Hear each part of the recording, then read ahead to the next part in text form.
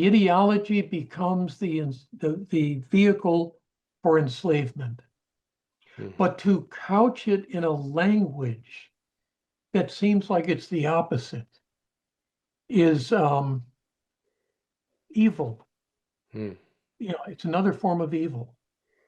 So the ideology becomes the new jail cell for those who don't want to exercise their courage to push things a little further and ask, well, then where's the evidence? Yeah, but see, we get to a place where evidence becomes irrelevant, and that's really frightening.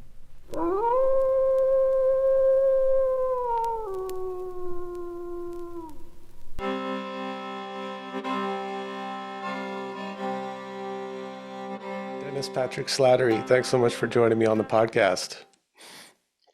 A pleasure to be here, Brian. Thanks for inviting me.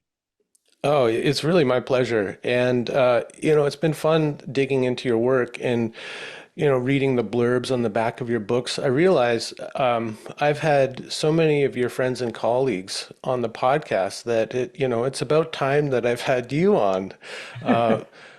Susan Rowland, Tom Cheatham, who else do you mention? Ed Tick was just Tick. on for the third time on the podcast. I'm talking to Mary Watkins in a couple weeks. So it's really nice to have you, Dennis, on the pod. Thank you. Those are my tribal people. Yeah. Yeah, From and Pacifica. they're kind of like, I see them as like my tribe of elders too, my kind of soul family. Yes. Yeah. Yeah. Beautiful. So it's such an honor and joy for me to have this podcast, which is a vehicle for me to have conversations with some of you folks and, add something to, I see it as like a kind of growing and evolving library of, people who are working just on the edge of dominant culture, who are still trying to revive soul in the world. Yes. Now more than ever do we need it. Yeah. Well, I thought, with you, okay, so you've worked a lot around personal myth. And Yes. that idea, I guess, really took hold of me, I don't know, a number of years ago when I was rereading Jung and this passage where he talks about needing to discover his personal myth. He had this realization that I'd been living a myth, but I really had no idea what it meant. And so I took it up as the task of tasks to discover what myth I'm living. And just that idea took hold of me, and it raised all these questions for me, like, well, what is a personal myth? Why is it important to discover a personal myth? How is a personal myth different from a myth? And it's those questions that have led me on this journey of going into personal myth, and then to people like yourself who have been working around that theme for quite a long time. Yes. And so I found this book that you wrote maybe about 10 or so years ago, Riting Myth, Mythic Writing, Plotting Your Personal Story. And just reading it, it's like some of the things that I'd kind of come to understand on my own are in there, and like all these new ideas that are stimulating, and things I have to wrestle with, like what does he mean by this? And so I wanted to have you on the podcast to talk about all of this stuff and to kind of circle around some of those questions. Yeah. Yeah. Well, that's what I was hoping we would be doing today. Yeah. So just a little bit about the where the book came from, because I didn't start out writing a book.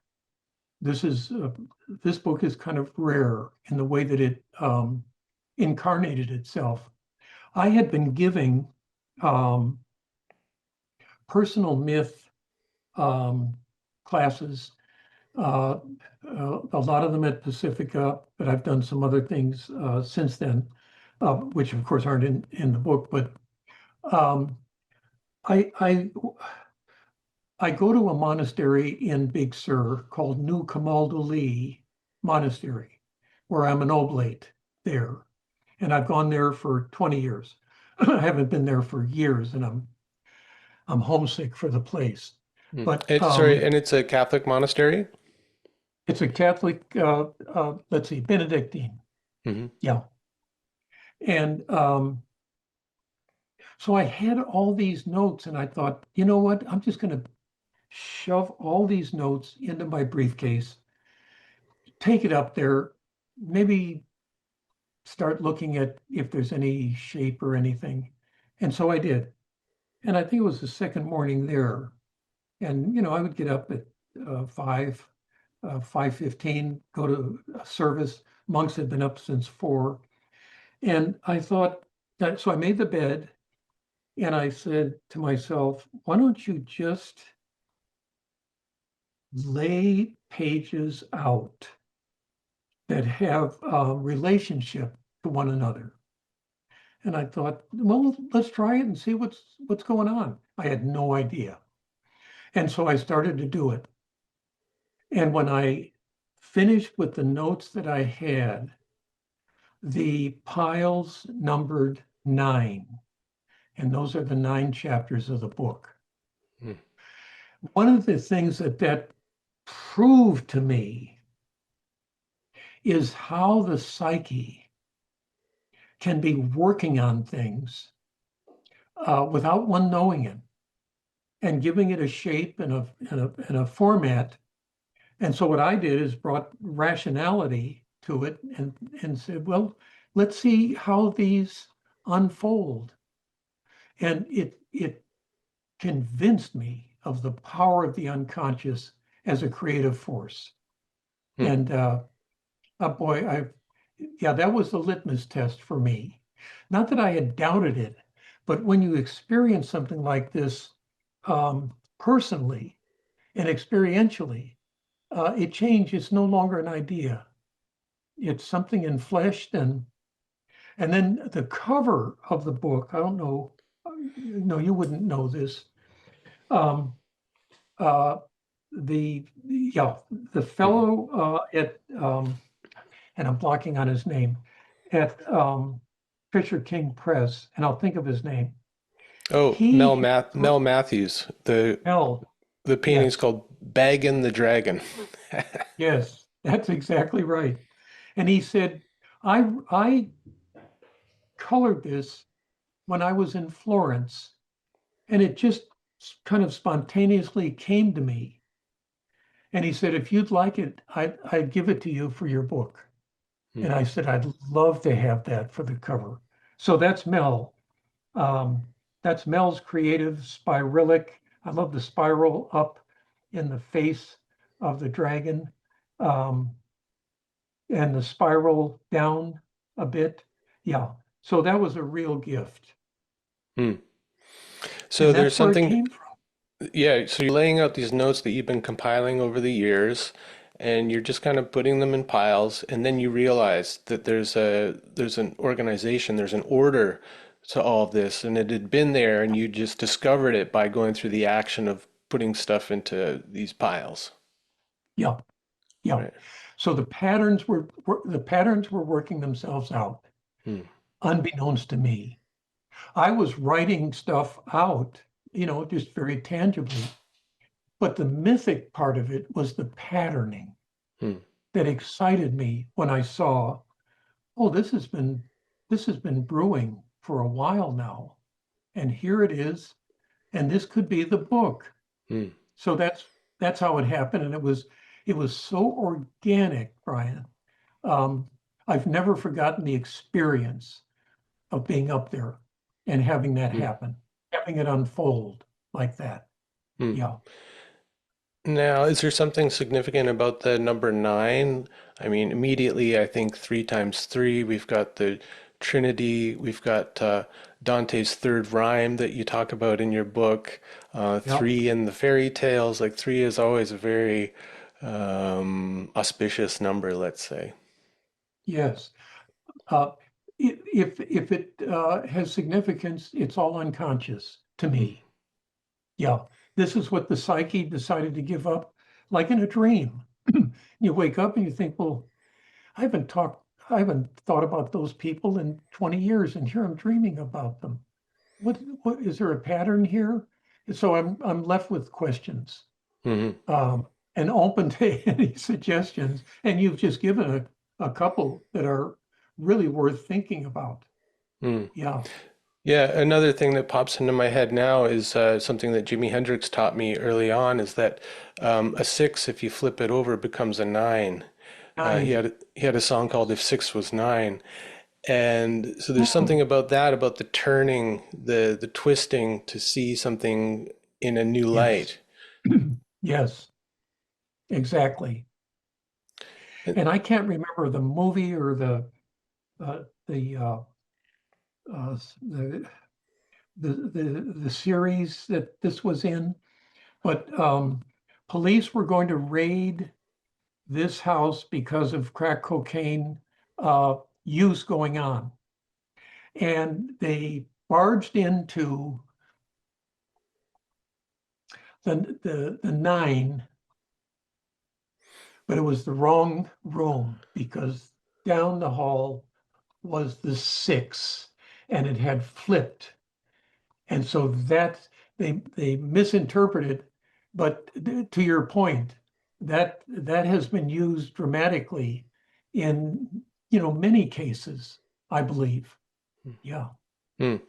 Yeah, I'm thinking about we were talking about Hermes Mercury before we started recording because the connection was a little spotty, and so we were like invoking the spirit of Hermes to Yes. help us keep this connection. And one of the Yes. ways he reveals things as the trickster archetype is by flipping the six over so it becomes a nine, or the nine becomes a six, and you end up going in not the room you intended, but maybe it's the right room after all. That's it. Yeah. Huh. Mhm. Yeah. What was your introduction to this idea of the personal myth? Was it through Jung or was it through Joseph Campbell, who I know you have an affinity with? Yeah. I think it was reading um, The Power of Myth. Yeah. And I heard him speak one time at the University of Dallas when I was a graduate student. He had been invited there, let me think, 1973 or 1974. And I'm going to share this anecdote with you because it was so powerful for many of us. And I was in my second year of a Ph.D. program in literature and literary theory. Uh, and Joe was on stage, regal as ever, in blue suit, white shirt, red tie. There was a little table with a plant on it. And this was in one of the lecture halls at the University of Dallas, which is in Irving, Texas, a small Catholic liberal arts school. And Joe was making the connection between the savior figures in history and myth, and mentioned Christ as one in a series. Now he's speaking archetypally and mythically. And with that, the president of the university, Don Cowan, stands up and says, "What you're saying is heresy." And Campbell was like he was slapped in the face. And then this other, well, kind of an asshole philosopher on the faculty, younger guy, jumped up to support Don, and Campbell stepped back and he said, I've been talking about the archetype of the savior through different mythic works. I have never been attacked with the viciousness that has just happened to me." And he was crushed. Hmm. And a wonderful woman, she was Dean of Students, Gail Thomas, scooped him up and took him to East Texas to their ranch. And he stayed with them for a couple of days because he was traumatized. Really? And the auditorium was packed. Everybody Hmm. wanted to hear him. And it was one of Don Cowan's lowest moments in his otherwise brilliant career. Hmm. And and then Gale took him to the airport at uh, in Dallas. Yeah, and he flew back to Hawaii. But it was so traumatic that when that happened, I lost all memory of what happened after. Hmm. It was like I fell into a zone because so many of us were just outraged. Hmm. You don't, and I learned later that they had brought him in to straighten him out. Yeah, which was, Oh, brought Joseph worse. Campbell in to straighten him out. Say it again, Brian. They'd brought Joseph Campbell in to straighten him out? Yeah, Wow. yeah, So this was a whole yeah. setup. Yeah, this was a whole fundamentalist Catholic, one of the worst forms of Catholicism and Christianity. Yeah, because we can't have this guy going around. I mean, it was a form of censorship. And they Hmm. thought if they could attack him with enough viciousness, he'd stop. And of course he wouldn't. This is his life work. Hmm. Anyhow, I mean, it's so vivid in my mind right now after all these years. Yeah. And yeah, and he just kept going. Well, I guess. And then he did that wonderful 30 days at Esalen. Hmm. And Rick Tarnas was there and just a whole lot of people. And Joe gave a talk every morning. And that work became uh, this Joseph Campbell Companion. Hmm. And the notes that he gives in here, this is like almost a daily reading on inspiration, on the Grail, um, was all gathered at that 30-day conference. And this wasn't all of it, but he had a particular goal in mind. Let's see if we can push the limits of how we understand mythology and our own myth in relation to it. And I mean, this book is brilliant, and I read it every morning, Hmm. 3 pages, because I just want to meditate. I don't want to zip through it. And Hmm. he's magnificent, and he's full of wisdom. And he said, one of the wastelands, he said, for me, and he was teaching at Sarah Lawrence, is to teach this material from a scholarly perspective. He said, that for me is the wasteland. Hmm. And he said, the other wasteland is working at a job for money. That's another wasteland. And then he poses the question, what is the wasteland that you live in? And he's not picking on the reader. He's wanting to say there's nobody that doesn't have a wasteland, or maybe several, as one evolves.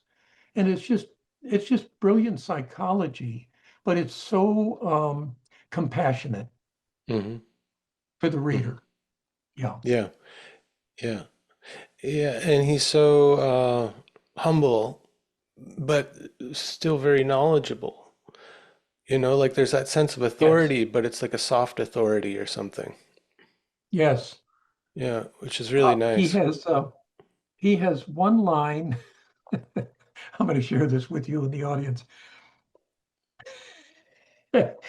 Okay. He's he's talking about walking down the street. He says, we all get shit on in life. And he said, the next time you get shit on, don't wipe it off. Let it dry and keep walking, because that shit that's drying on you is part of your myth now. You can't undo it. And I just thought it was such a brilliant, down to earth metaphor for, when life hammers us. Mm. And we often move pretty quickly to find a cure. How can I straighten this out? He said, don't let the shit dry and walk with it. Don't ever don't ever wash it off. I just thought it was brilliant. Yeah. Well, and there's something practical about it too, because bird shit is easier to clean off when it's been dried than when it's wet. So, No, you're practically right on. Yeah, well, I think the anecdote about him visiting Dallas and being confronted like that, being accosted like that, is a good example of what happens when a myth becomes dogmatic. yeah, Right? that's And you right. talk about this in the book, how our personal myth, if left kind of unexamined, can become a kind of dogma that rules our life rather than guides our life. That's right. That's right. I think dogmas and ideologies, if we trace them back, we'd find that there's an origin in a very organic myth, but it has been dehydrated. It's become fixed and a kind of paralysis, and then that's the result is an ideology. Yeah, Hmm. yeah. A former organic living thing has been dried out, and I mean, culturally, this is so relevant to what's taking place right now. Yeah, Yeah, yeah, yeah. yeah. So I like to be quite practical with people, Sure. who are Yes. listening, and to kind of cover our bases here, lay some groundwork. So let's just start with the idea of personal myth. Like, how do you understand it? I know that it's kind of a hard thing to pin down and to Yeah, easily, succinctly define. And yeah. you've got a number of kind of characteristics of a personal myth that help us kind of circumambulate the idea and get a feel Yes, for it rather than define it outright. So can you yes. That's offer the listeners just some of those characteristics and like what makes a personal absolutely. myth different from our kind of a biographical story? Yes, absolutely. Um, let's see. Well, I can start over here, and I can come to the list. But on page 2, I suggest this. A myth, I began to discern, is a manner or even a style of being present to the world's matter as well as to interior ideas and thoughts. So for me, Brian, it points both ways, out to the external world and inward to the internal world that is trying to find some harmony or balance uh, in an in-between place. Hmm. And then I go on and suggest a myth is like a fulcrum balancing two realities. The external world I meet day to day and the inner psychic world that has its own objective nature, not needing me to exist, but is rather working itself through me. So I think our personal myth allows us to see how we can be an instrument to a mythology that we may agree on largely, but not perfectly. Um, And just to and then I say, must come to, yeah, to be an instrument of a mythology, the way I take that in is that it has something to do with being an instrument to a particular set of values. yes, fair enough. Because one of the Yeah, things that myths carry is a set of cultural values, right? They kind of they will absolutely. tell people how to live based on Yes, whatever the overarching worldview is. So a myth yes, might teach us how to live in balance with nature, yes, right? exactly right. And Yeah, illustrate for us what happens when we're out of balance as a kind of via negativa toward living in balance. yeah, precisely right. And Campbell believed that another way of being caught in the wasteland is living a life that you have been told you ought to live. not the life that you feel inside it, inside is your destiny. Hmm. And he says, if that happens, you're in the wasteland again. You're living someone else's myth, not your own. Hmm. Yeah. And And then oh, another thing I please. just want to point to here Yes. is that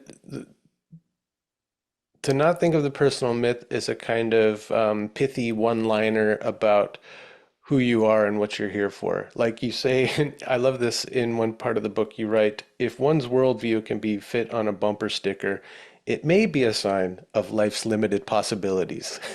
like I love the gentleness with which you offer that, you know. It might, you know, you might just want to consider that you're living a very limited life if it can fit on a bumper sticker. Yeah. I'm basically a compassionate person. So I don't want to hit anybody over the head because I don't want to lose my reader. And Right. if I'm sounding too stentorian, Yeah. it it it To turns me Jordan off. Peterson, like Yes, that's right. yeah, patriarchal, parochial, yeah. Yeah. And no room for a conversation. Right. It's all one directed, one directional. Yeah. Hmm. So I suggest, and please just, you stop me at any point. This is on page 3. My personal myth then is in large measure the consequence of how I structure my images of reality based on patterns that I have developed from my life experience, as well as deeper pre-existing arrays embedded in the psyche of all of us. Further, lurking behind these patterns, I believe, are energy fields of the psyche that are unique to me and yet transcend me because they participate in a much larger cosmos than my own micro world is capable of holding. But I'm able to participate in this larger cosmos. To study the contours of one's personal myth, which is the intention of the book through both a variety of sources on the subject and related disciplines, as well as numerous writing meditations, is to begin to discern the patterns in the prose of our lives.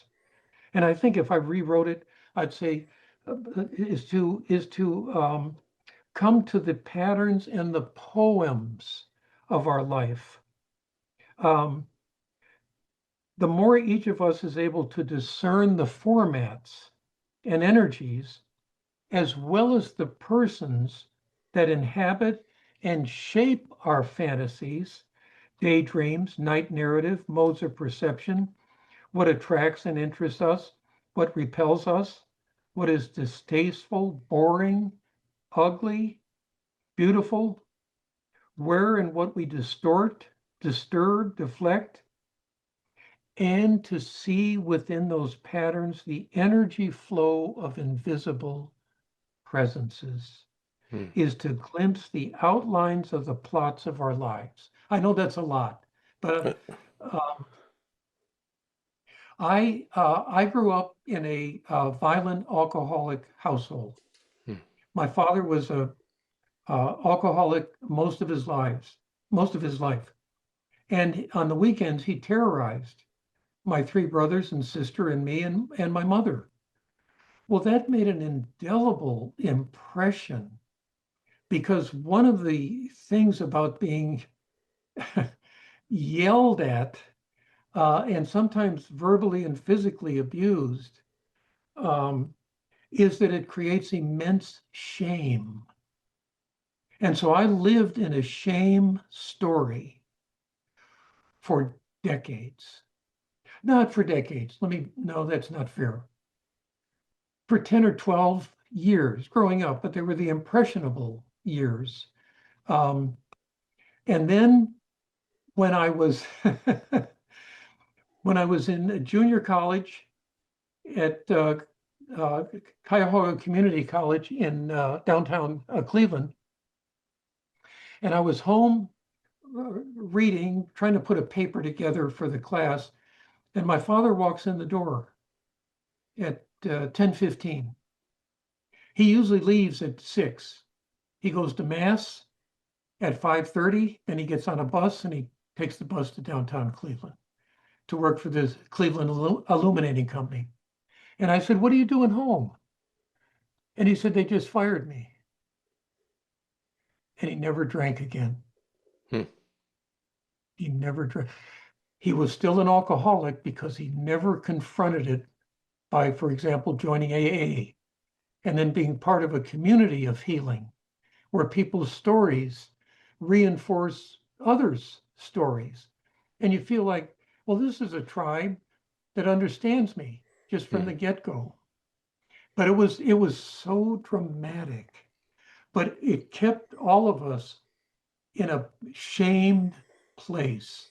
And that comprised the biggest plot of our myths. Yeah. So there's all kinds of ways that we can get shape, and your audience could each tell their story Yeah. about what set them off, what deflected them, what kind of twisted them out of shape, and they knew they were being twisted out of shape.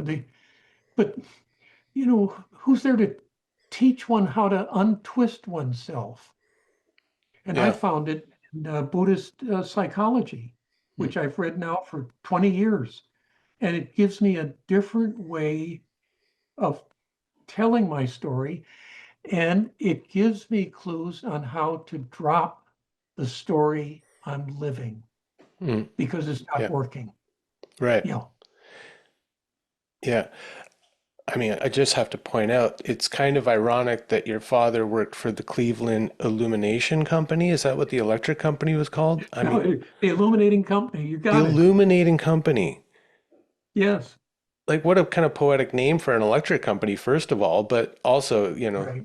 that he had this unexamined part of his life and he worked for the Yes. illuminating company and was fired because he wasn't illuminating enough or something, Or that's, something. Right. yeah. Actually, the story, and it's true. They were trying to fire him so they could screw him out of his pension, Hmm. Hmm. and they used that. They used his addiction against him to get rid of him, um, to cover their corporate ass Right. and Yeah. to save money. Yeah. Yeah, To kind of get out of their future obligation. Yeah. yeah. Um, But they did him a favor at the same time. Yeah. yeah. It Right. was the Cleveland Electric Illuminating Company, the full title. Yeah. But your point is spot on.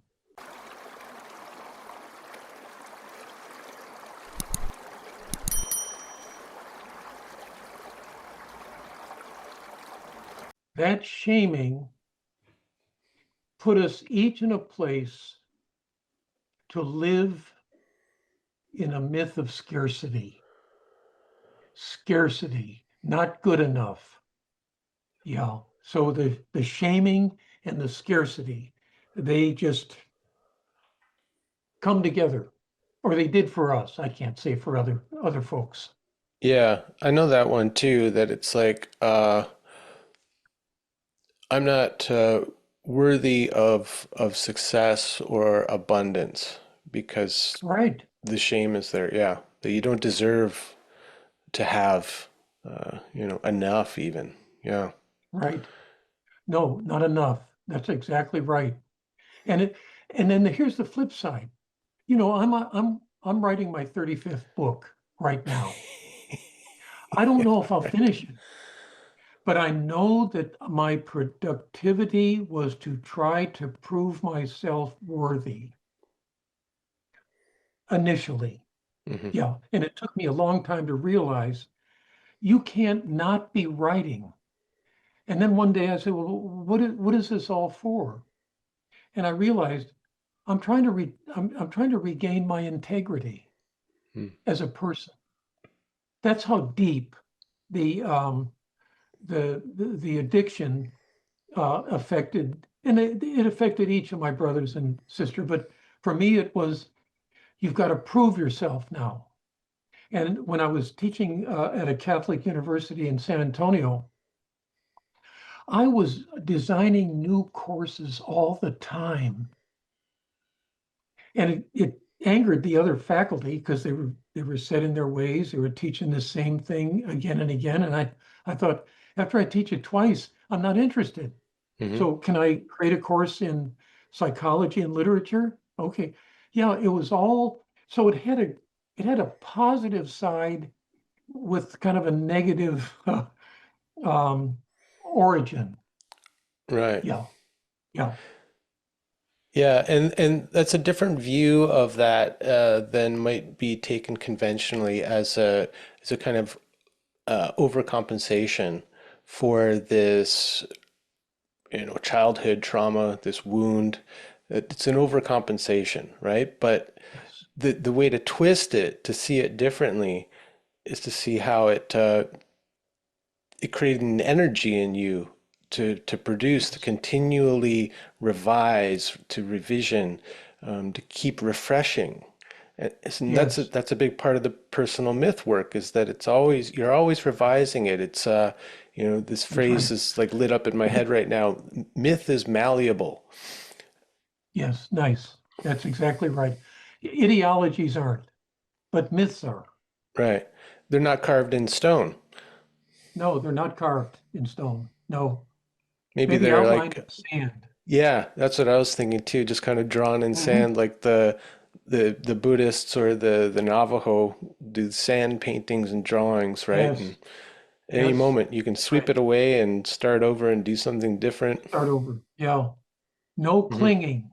You Yeah. don't cling to anything. And part of that symbol comes out after these, as you well know, these magnificent sand paintings, and then just, you know, Gone. becomes nothing. You know, Well, it becomes a it's pile of sand. just a pile of sand. Yeah, Right. can't The even see material what never color. goes away. No, that's Hmm. right. There's a lot in that last paragraph that you read through, and I just want to unpack that a little bit. So one of the things that I came to understand about the personal myth is that it's different than what is worked within, say, narrative therapy. And I have a great deal of respect for narrative therapy and the kind of, what would we say, the social justice component of it, the empowerment of the person and all of that. But where they kind of work is in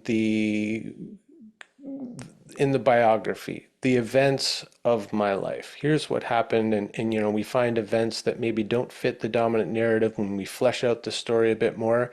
But it's to me, it's all working on one level of like what actually happened.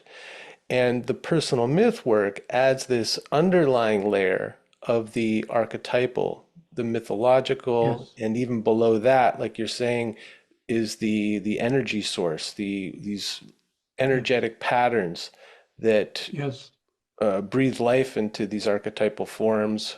And yes, then, so there's that added layer of depth in the yeah, personal myth, which yes. is, and it Beautiful. includes images, which you mentioned.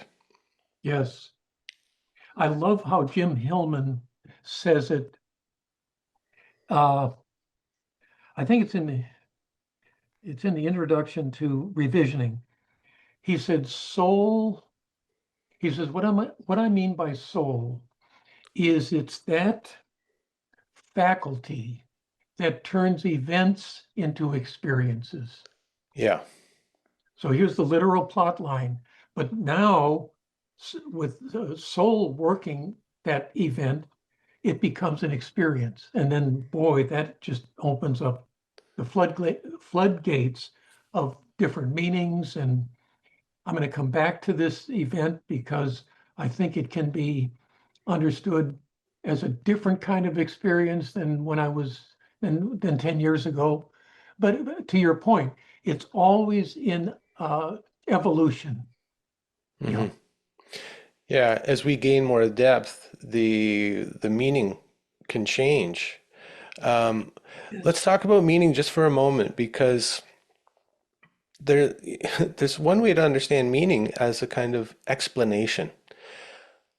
And that would Yes, be working on that kind of literal level of the event and looking at the events in yes, my life. Like this happened when I was a kid. My father was an alcoholic, therefore I overcompensated, and that's where that drive to produce, to prove myself, where that comes from. It's the you know, and that's I think misnamed as meaning. Meaning is different, yes, and for me, meaning is one of those words that I've had to kind of wrestle with for a long time because there's something about, I think, its true definition, which is so hard to grasp. It's so kind of intangible, which suggests to me that it's related to soul. And one of the yes. giveaways for me is that we say, the sense of meaning. The sense of Yes. meaning that this has, this piece of literature, this movie, this sense. Okay, it's a sense. Well, what is the sense organ? And the only thing I could come to was the soul. That the Mhm. soul is the Yes. sense organ that finds meaning, that feels meaning, that senses meaning in something. And because it's in the realm of soul, it's going to be quite hard to articulate in language. But It we get the is. sense of I have the feeling that this is meaningful, and I can't really explain why. I just know it Yeah. is meaningful to me. Yes. Beautiful. You know, 2 weeks ago, 2 weeks ago, I finished a 9-month course on Homer's Odyssey. I taught it Hmm. through the Jung platform. Longest course I've ever taught in my life. We started in Wow. January. We finished 2 weeks ago. Hmm. But why it was so rich, and I had about 40, 45, and then there were people in England and Germany who would get the recording because they couldn't be up from Hmm. 5 till 7 p.m., with the different time zones. And they were perfectly fine to listen to the recording. They weren't able to speak, but I always recognized them. But people would take passages that we were looking at together and ask themselves, or they would just say, here's what makes sense to me in the passage that you just read from your um, from uh,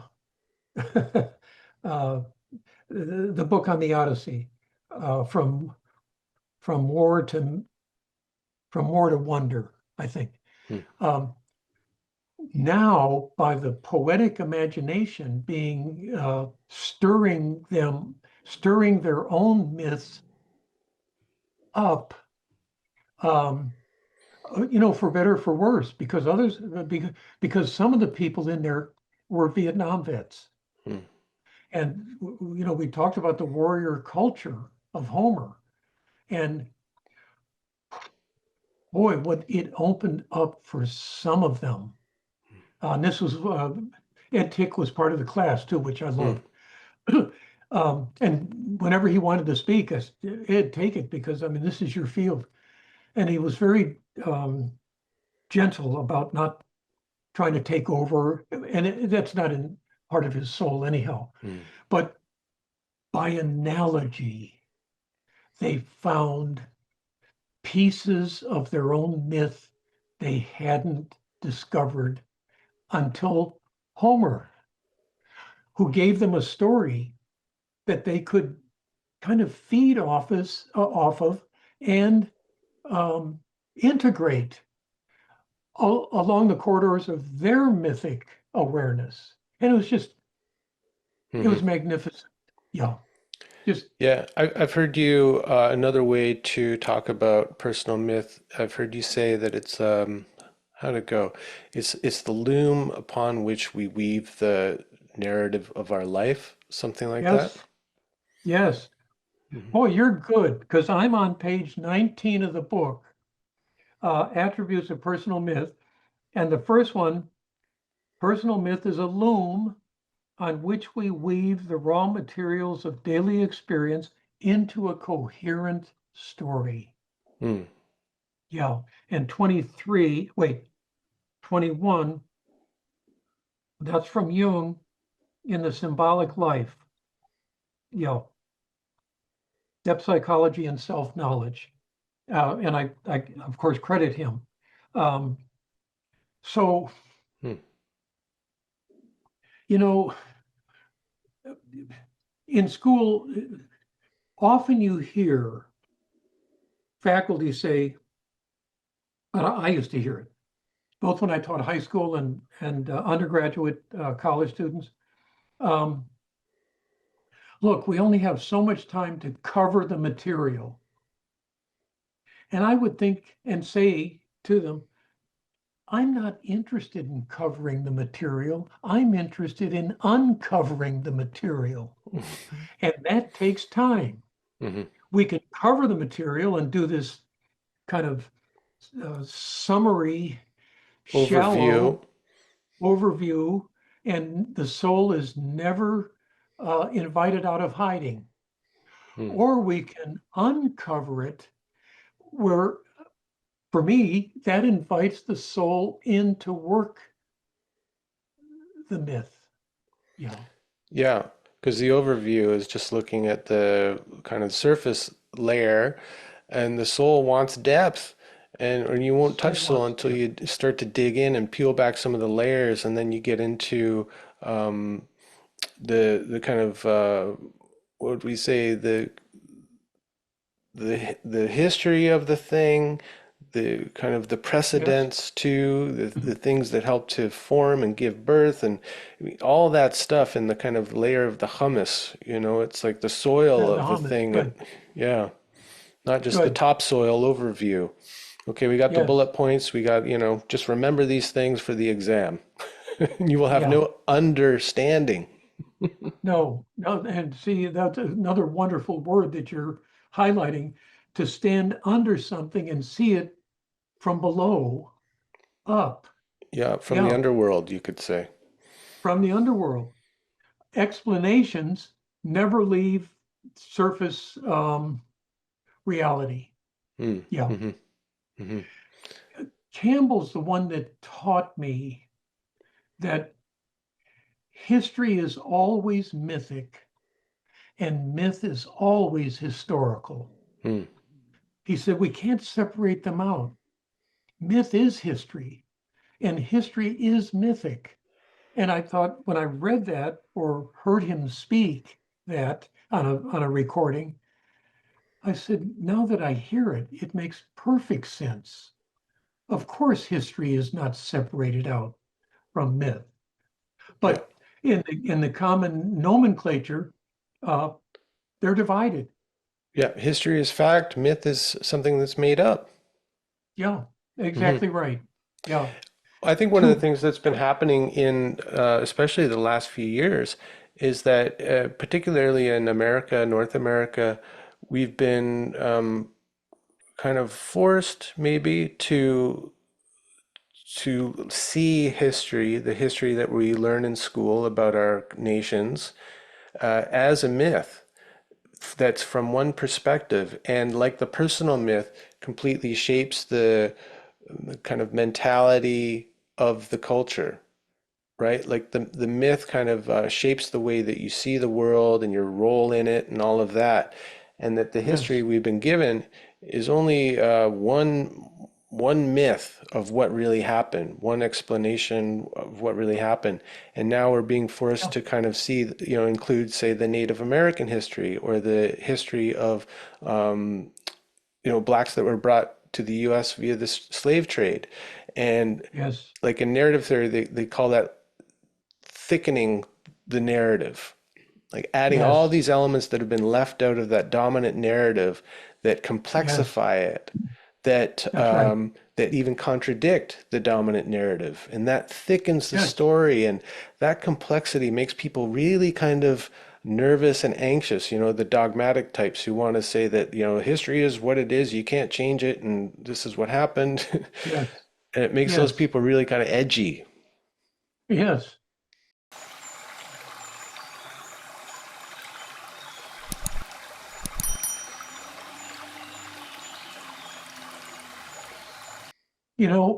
I've been spending a lot of time with Toni Morrison's Beloved.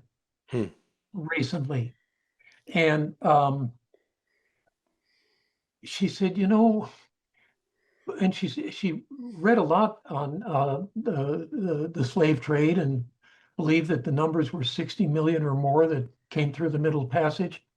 But she said, everything I read about the history of them, history of the Black people and the diaspora, is so flat and so data driven. She Right. said, I want to write a novel in which the mind of the former slaves is the story, not slavery, Hmm. but individual and groups of uh, former slaves who have been taught to be ashamed, that they have no voice, um, that they don't know that they even have a story to tell, much less to tell it. And that's why, I mean, she won the Pulitzer and the Nobel Prize for that same novel because she got under the skin of the textbook notion of slavery. And it's, I think it's, many believe, as I do, it's the best thing that she wrote. Hmm. Hmm. And she Hmm. wrote many others. She wrote it as a part of a trilogy. And the others have kind of not fallen by the wayside because people read them, but people don't read Beloved as part of a trilogy, and they don't have to. It's a standalone, Hmm. but it's magnificent. Yeah. And like I was saying with the narrative therapy, it subverts the dominant narrative. It complexifies it, like it adds the personal to this, a story that's often told, like you said, in kind of numerical tables. Here's the dates, here's the numbers of people that were Yeah, transported, and the routes yeah, by which they were transported. And it doesn't stir the soul of the person who's doesn't stir reading it. the history book, but reading something like Beloved, it's you're involved in the story, and That's right. yeah, you're having that sympathetic response, empathetic response to it all, and that's what can really cause the change of heart. Yes, yes. So the reader is in cahoots shaping this epic story of Beloved by means of their own myth. And I ask myself, well, in passages that I'm going to eventually teach, um, why did you choose this passage? Hmm. What is it that's speaking to you? I'm addressing myself that you want to highlight because you can't highlight the whole thing. It's unwieldy and it's not linear. It's circuitous. It's things happen on page 57 that follows what's on page 14, and then it folds back on itself. And it's always, Beloved is always retelling itself as it moves forward. There's And it that just the spiral nature of the psyche that you write quite a bit about in the book. Yeah. exactly, yes. Uh-huh. Yeah, And and what she's, please, oh, I just wanted to say that so if people are now asking themselves, okay, I got a sense of like what we're talking about with personal myth. There's the understory of my biography that adds meaning and shapes the way I see myself and my role here and all of that. Okay, how do yeah, I start to uncover that?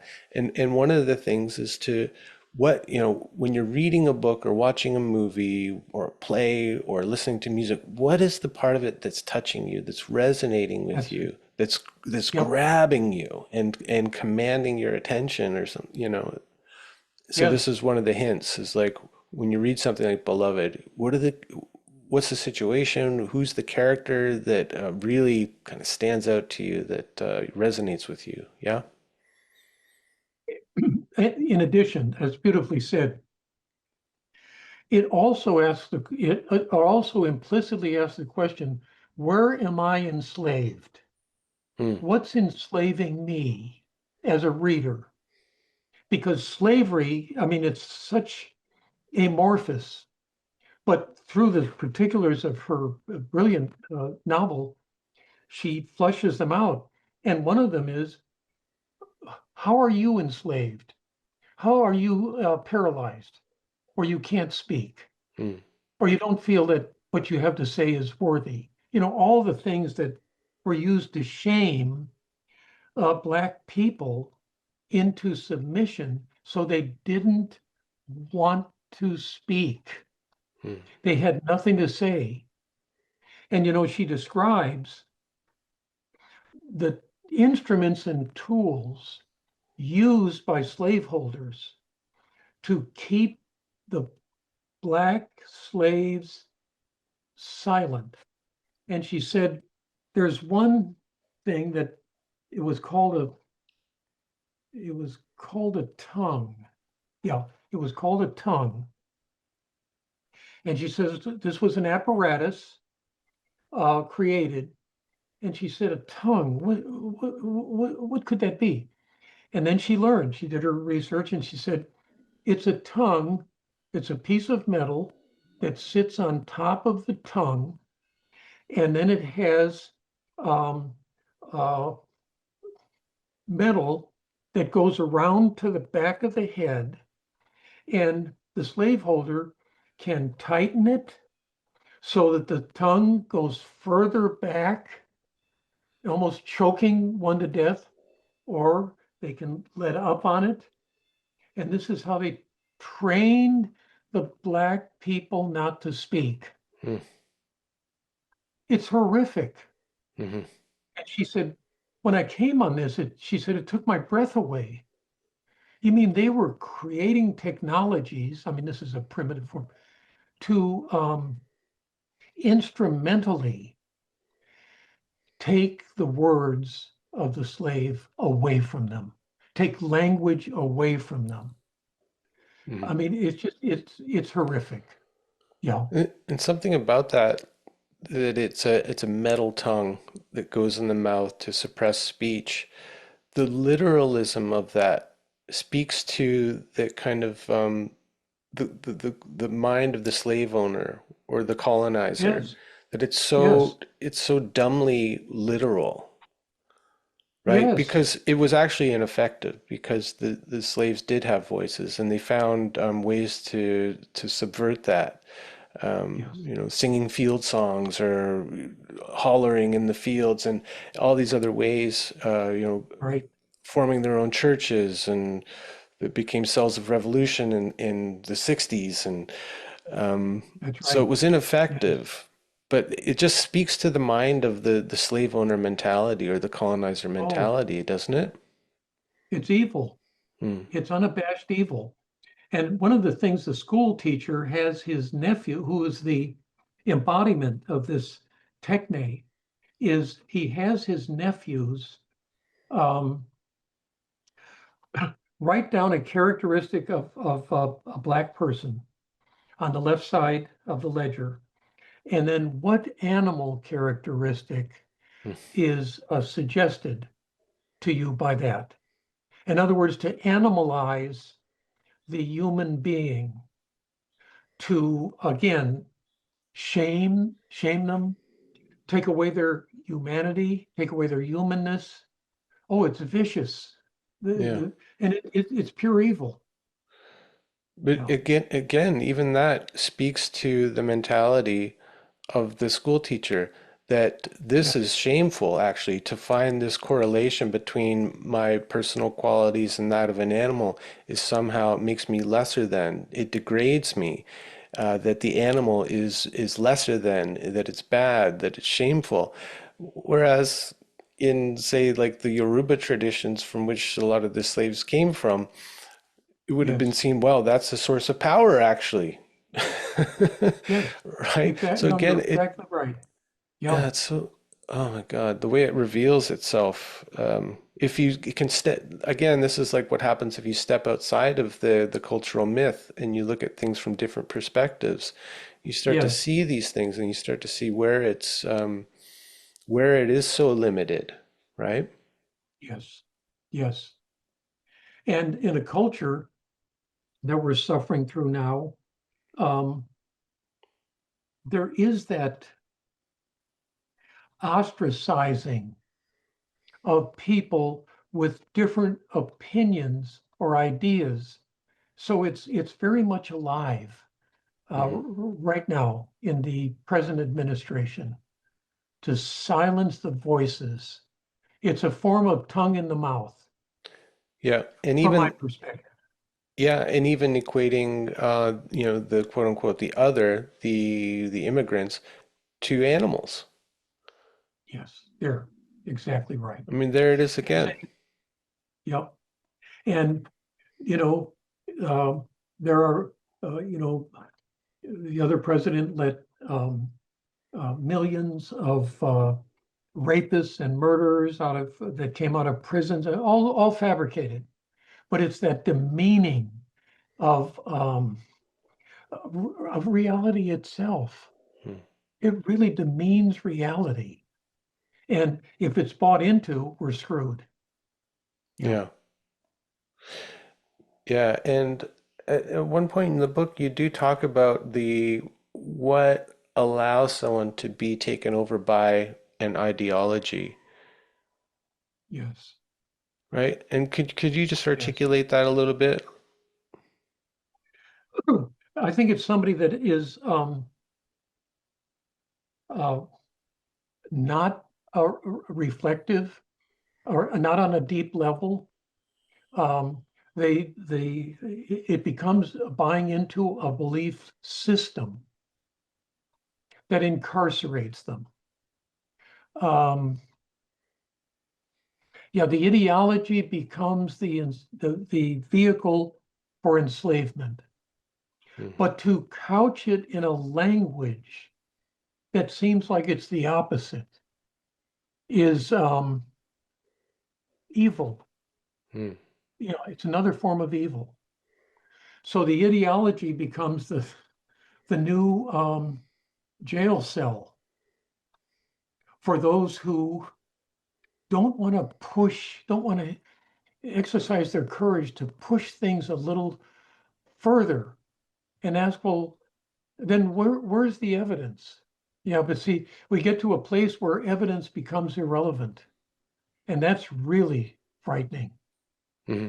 not just to me, but to millions.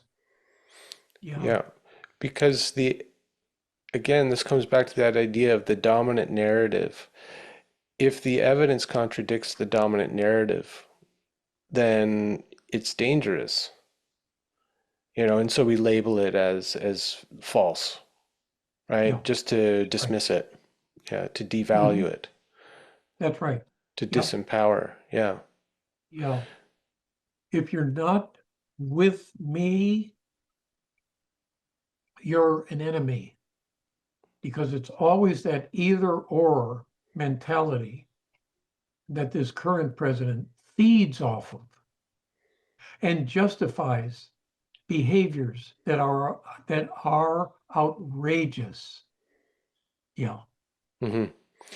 Yeah, and so looking at this mythopoetically, instead of just getting riled up about Trump and the current administration and everything that's going on, we can also ask, uh, who is the fascist in me? Who is the authoritarian in Yes. me? Who is Yep. the domineering boor in me? And it could be Yes. related to the kind of story that we've been living that's holding us down, that's Mhm. um, yeah, I like this quote. I pulled this because to me, it's very evocative. Perhaps one signal of wisdom's presence occurs in knowing when to relinquish what feeds like a tapeworm in one's life, devouring all the Mm. erotic fuel from one's system.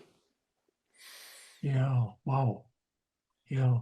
Yeah, that feeding is, you kind of had Yes. evoked that when talking about Trump and yeah. So what's one Yeah. of the signs that Yeah. your story needs a refreshment or a revisioning is Yes. this deep potentiating, the de-energizing, feeling listless, feeling like life Yes. has just become repetitive and humdrum.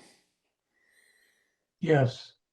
And what's missing our true elders, they've all been vanquished. Mm, So there's no elders. They're all adolescents on the same level, just nodding their head. Yes, is that what you want to do? Okay, we can do that. And then a week later, he changes his mind and oh yeah, now I'm confused. But okay, you go.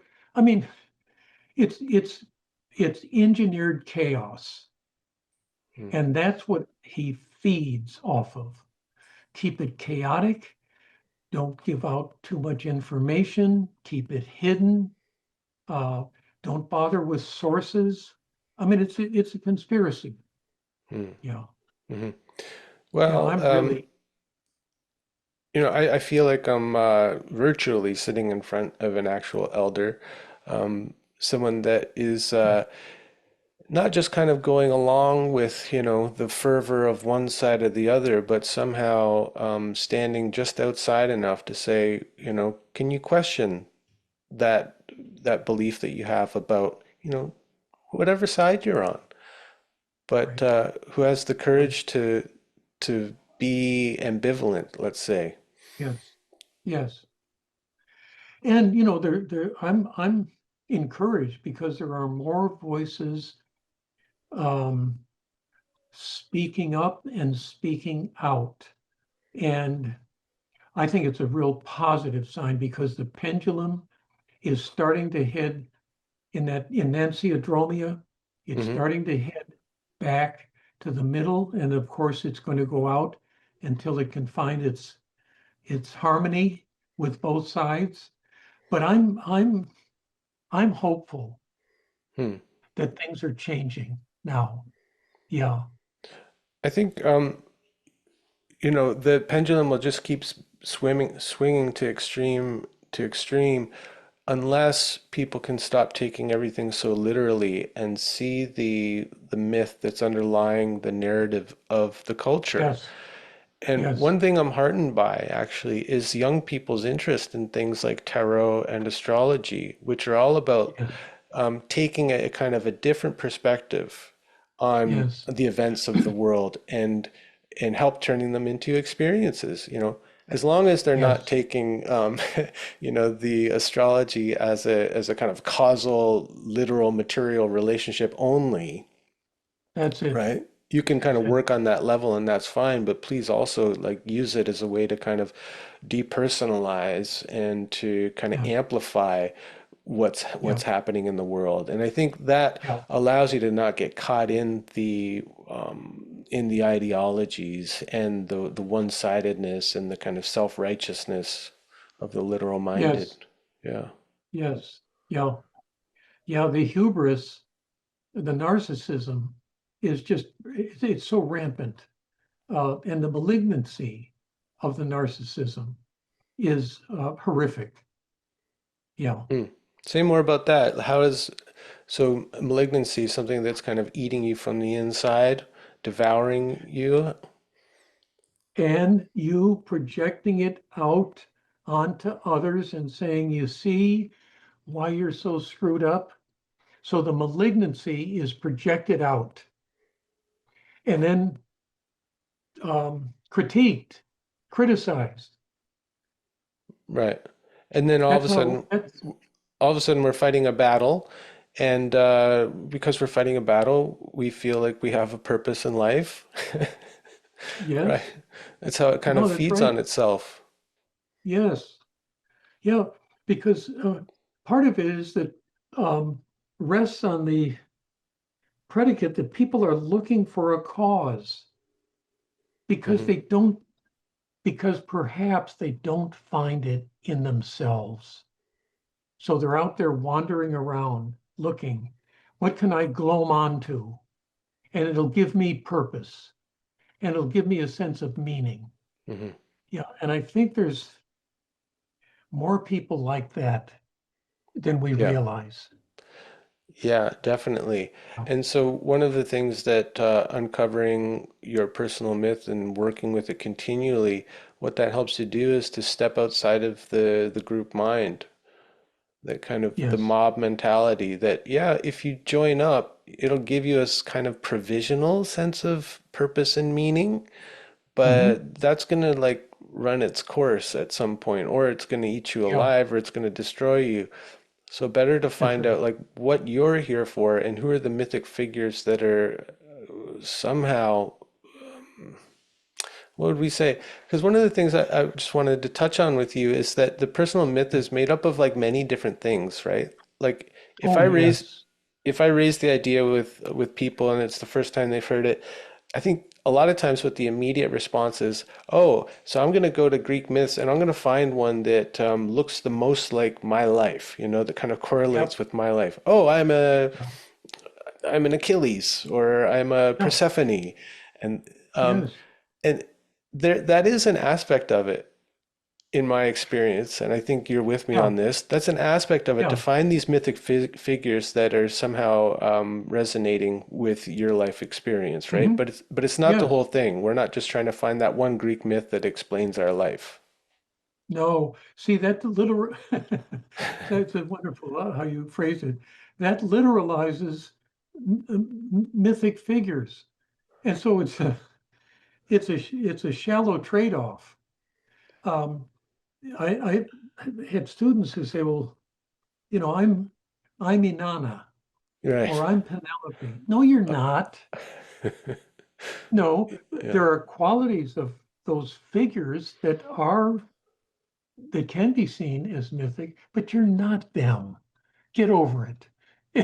Is how I would want to, as how I have responded to it, because you're killing the very thing that you're revering, from my perspective. Right. Because you're taking Inanna or whomever, Hermes or whoever it is, and you're Yeah, turning them into a kind of a template.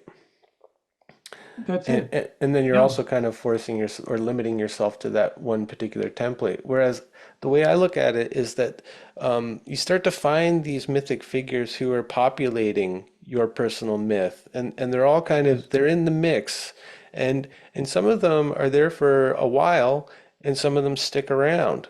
Like one Right. for me that I think was kind of in my acorn, my primal image is that of Chiron, the wounded Uh, healer centaur, who was an yes. outsider who didn't fit in with the other centaurs. He was different from them, and so had to kind of go Yes. live on his own.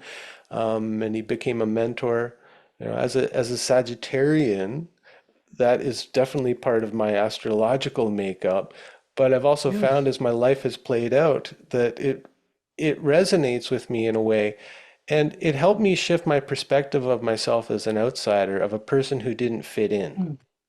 and to actually see the value of being an outsider, of being someone who doesn't quite Yes. fit in anywhere in particular, but that can allow you to kind of move between different groups, speak to different kinds of people, because you're not just part of one group. And so finding Chiron and reading about him and how he became a mentor to these great heroes, and he had something really special to offer out there in his cave, helped me to revalue myself, to reevaluate Yes. my own life as an outsider, of someone who never quite fit in. Yes. Now, beautifully said. You know what we're talking about that we haven't brought up, which is, I don't even know why I said that. Forget that. Is the brilliance of the Greeks who understood mimesis, which Yeah, that's something I Aristotle wanted describes. to get to with you is Yes. the mimetic quality, mimesis. Yes. And it's a when I would teach mimesis in one of the myth classes, I would say, well, at the top we have the plot, who, what, when, and where. And maybe we start answering why, but maybe a little later. But then below the plot points us down to what Aristotle called the action. This is where the soul is engaged. So the plot, boy, we need the plot. And screwing up the plot is going to screw up everything. You've got to learn the plot. But then um, what does it resemble as an action or as a representation of something in the soul that this writer or musician has captured and maybe doesn't even understand. Let me give an example. At the ending, at the end of Thomas Mann's, what's the novel about the sanitarium? See, I'm losing titles. The Um, mountain one, um, right? no, no, that's right. Um, Mann writes an afterword um, thanking a graduate student for telling Mann what he wrote. Mann said, I wrote it, I didn't know it. I didn't know what it was. And this fellow, um, in studying it, laid out what he thought was the point of the whole book, the meaning of it. And so he thanked him. Hmm. Yeah. Magic Mountain? No. Was it Magic Mountain? Ah, well, we don't need it, Now I'm but questioning myself. Yeah. that's It's okay. everyone knows what we're talking about. That's right. If you go to the Google Oracle, you'll get it. It's a big book. Uh, Oh, that's yeah, one of funny. those books. I haven't tried to tackle Thomas Mann yet, but he's on the list, along with one of your favorites, Melville's Moby-Dick. That white whale is waiting for me. I think maybe this winter I Yes, might get to it, good. but it's a imposing book to say the least. But Yes. we were Yeah. speaking before we started recording about Cormac McCarthy, and I've been on this Cormac McCarthy bent for the past number of months, reading and Yeah. rereading his work and reading the literature and scholarship about his work and how that's helping me to understand more of that the still the underground stuff going on in his writing, Right. all Yeah. of the literary allusions, all of the well, he subverts the whole idea of the American Western and the myth of the American West in Blood Meridian. He just like takes that and he Oh, yeah. demolishes it. Yeah, he Blood completely Meridian. subverts it. Okay. Yeah, but Good. I'm gonna write that down. oh gosh, I don't know if Good. that's one to start with. It's probably his. Oh, I mean, I think you're up for it for sure, especially if you're. I know you appreciate Flannery O'Connor and her ability oh gosh. to write I the love her. grotesque. Yes. McCarthy Yes. definitely does that. But yeah, that idea that underlying is where the meaning is where the action is where the why. And I like that idea of action because it relates to what you talk about is the energetic patterns. There's Energy. a movement there. There's a cosmic movement and energy Right. that needs to Yeah. find expression through us, Yes. through our stories. Yes. When Flannery O'Connor was asked um, by a creative writing student, let me see, how's it go? Miss O'Connor, do you think there ought to be more um, creative writing programs? And she snapped back, they all ought to be vanquished.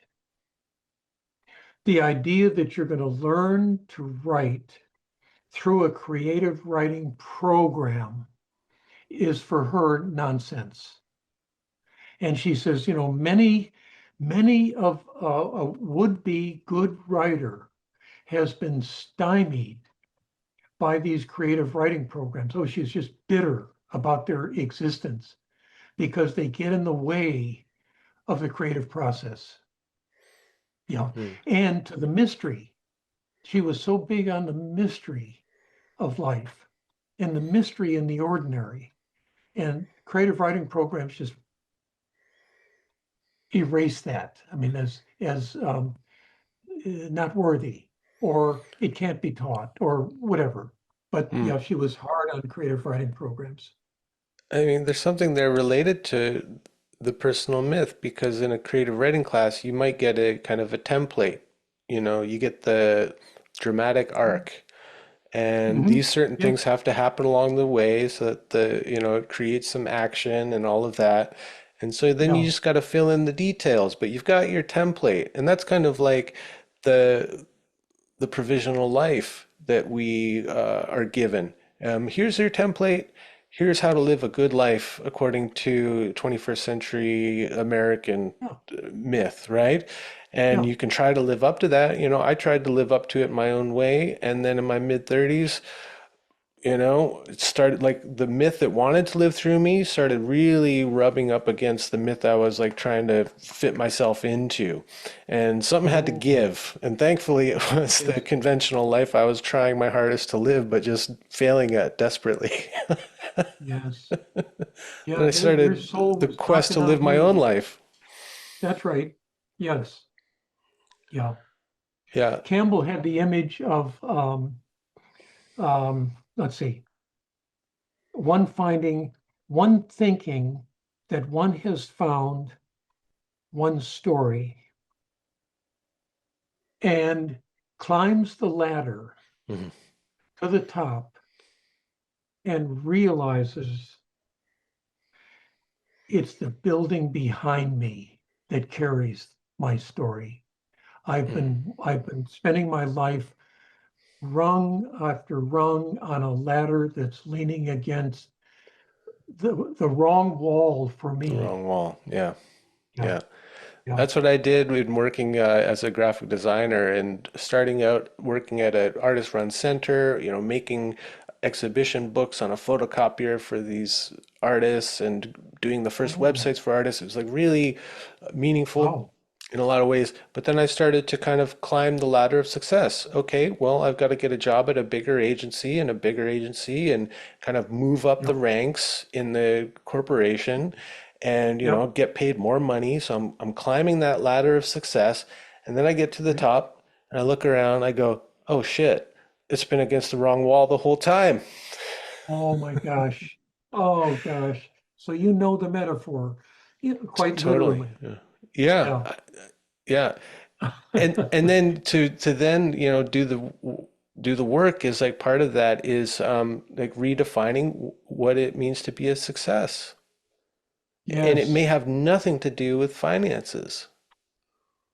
that's right. That's Like you can that be was poor, Campbell, you could be poor as hell and live a rich and meaningful life and be an completely abundant life. satisfied. That's exactly right. And it's so hard because we're going up, people that feel that way, well, which I do too. Um, they're they're being measured by a success that they often don't believe in. Hmm. And so uh, it can lead to a life that seems wealthy, but feeds on scarcity because the myth is not yours. It's someone else's myth. Yeah. Yeah. To kind of flip Joe Campbell's, what is that? Is that an analogy or metaphor? The ladder on the wrong wall. That's a metaphor. Okay, so to flip his Yeah. metaphor around, you Yeah. might find that you've been measuring yourself against the wrong yardstick the whole time, or using the wrong Yes. yardstick. No, that's great. Hmm.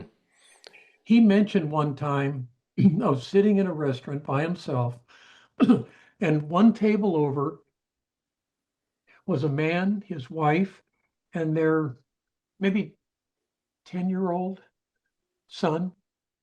And he's listening, Joe's listening into the conversation, but he's minding his own business. And let's see, the dad says to the son, eat all the spinach. And the son says, no, I'm not gonna eat it. And the father gets a little rancorous and eat all your spinach. And after a short time, the wife says, oh, leave him alone if he doesn't want to eat this damn spinach. And he said, leave him alone. He said, look, to his wife and the kid, I have spent my whole life not doing what I really wanted to do. And here we are, and you're saying that he doesn't have to do that. I've spent my whole life doing what I didn't want to do. And Campbell Right. said, my God, I've got to use this.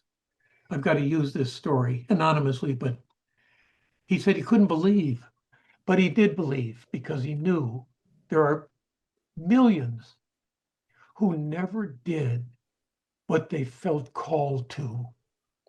And they took as much satisfaction as they could by just going along with the status quo. Yeah. Yeah. And I mean, that is a good illustration that, okay, the father was living by a particular myth that wasn't his personal myth, but it was the myth that he inherited from the culture. It said, That's look, right. a man's life is not about doing whatever you want. It's about doing what you have to do in order to Yes. provide, to buy a home, to be able to go out and eat a meal at a restaurant once a week and, down the line. It's not about, Right. and there he was kind of trying to reiterate that myth or force it onto his son, and his son defiantly is saying, no, no, I don't Yeah. want the spinach. No, that's Yeah. right. Huh. And the spinach is a metaphor as well. Yeah. I Money. mean, Uh, yeah, you know, um, yeah, well, again, we can look at spinach in different ways. I would have maybe, if I really, spinach can be good for a growing boy. He needs the iron and all that. He needs the green. I would have yeah. maybe brought up Popeye and spinach being the source of his great prodigious Right. strength. You know, Yes. Give it a would have been different like the kind of story. trickster No, way to get the kid to eat the spinach. that's right. No, that's good. Yeah. But Dad was The doing the dad didn't have any Saturnian stories thing. in. You're gonna eat that spinach because Yeah. Because that's the way of the world. yeah. Yeah.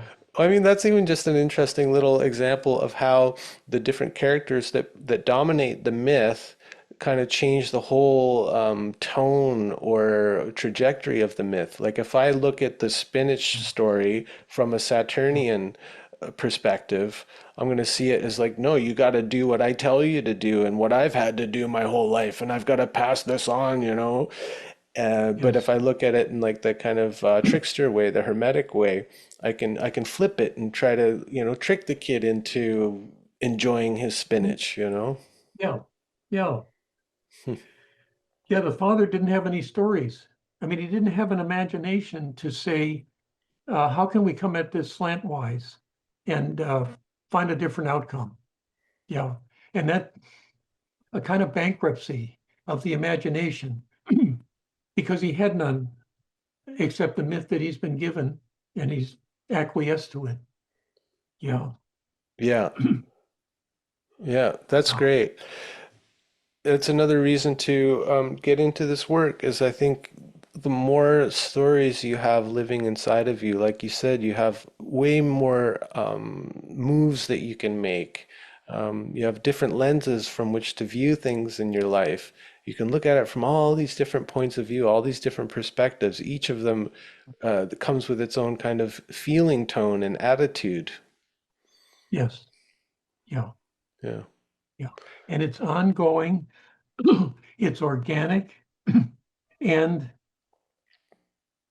um, it's flexible and it offers resilience. Mm. Resilience is a particular attitude towards everything, spinach and all the other veggies.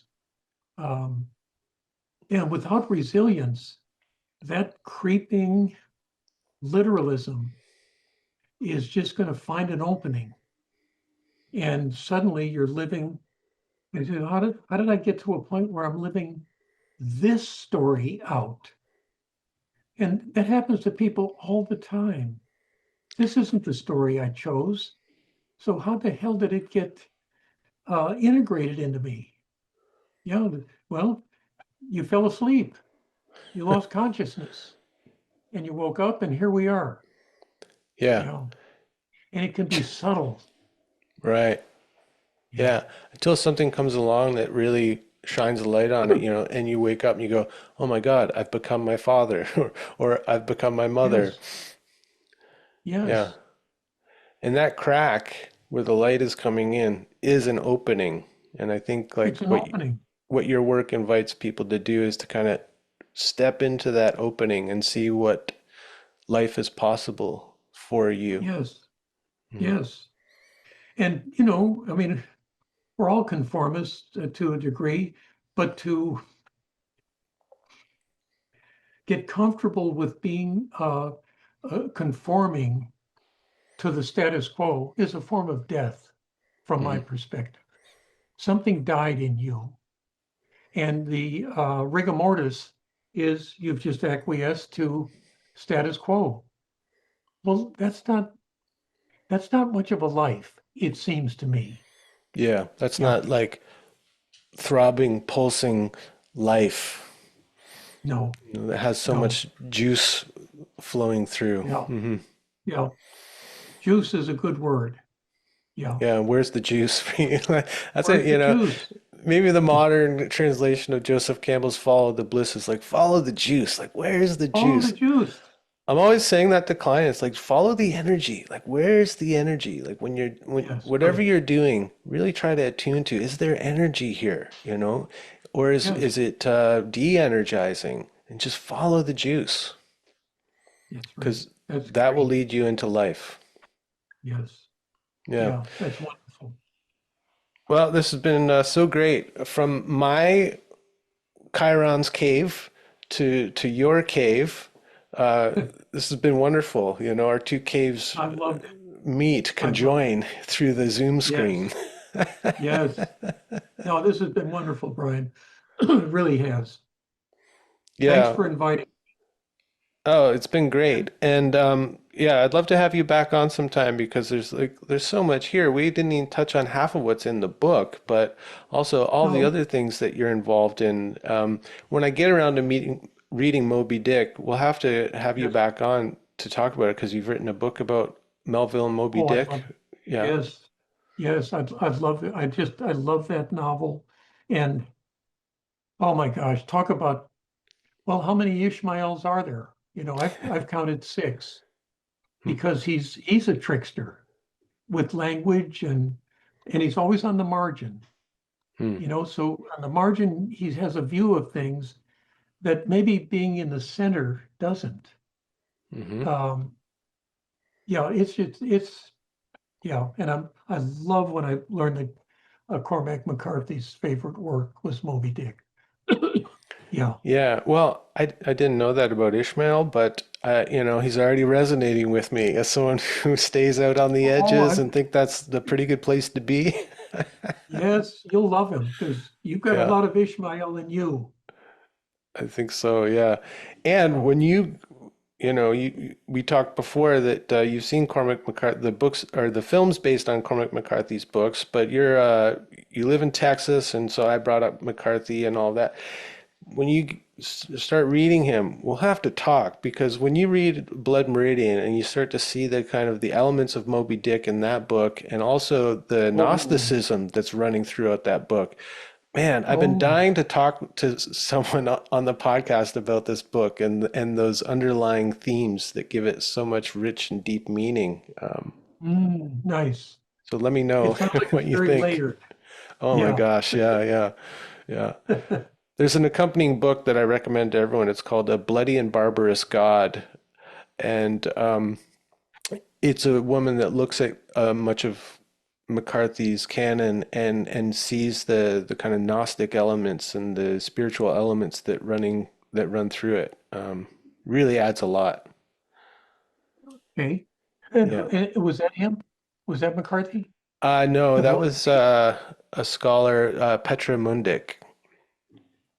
Petra Mundik. Okay. Yeah. Good. But Okay, just Brian. just read it. Just read it Okay. and then go back and Okay. yeah. Will do. You gave me some homework here. Well, man, I feel like you gave me Moby-Dick. Now I have to read Moby-Dick, and geez, Oh, you have that's to. an imposing book. Yes, yes, it is. Um, okay, my friend, This has been we'll great. we'll see something as it comes up. And again, I'm so appreciative that you invited me on. And the audience, I hope you enjoyed our conversation and have some of your own ideas now that you can play with. That'd be the one of the biggest points of even doing this. So, Yeah, yeah, great. Yeah, what does this conversation stir up for you? yeah, that's it. That's it. That's Thanks, the right Dennis. question. Yeah, Thank you, Brian. we'll see you down the road. See you down the road. You got it.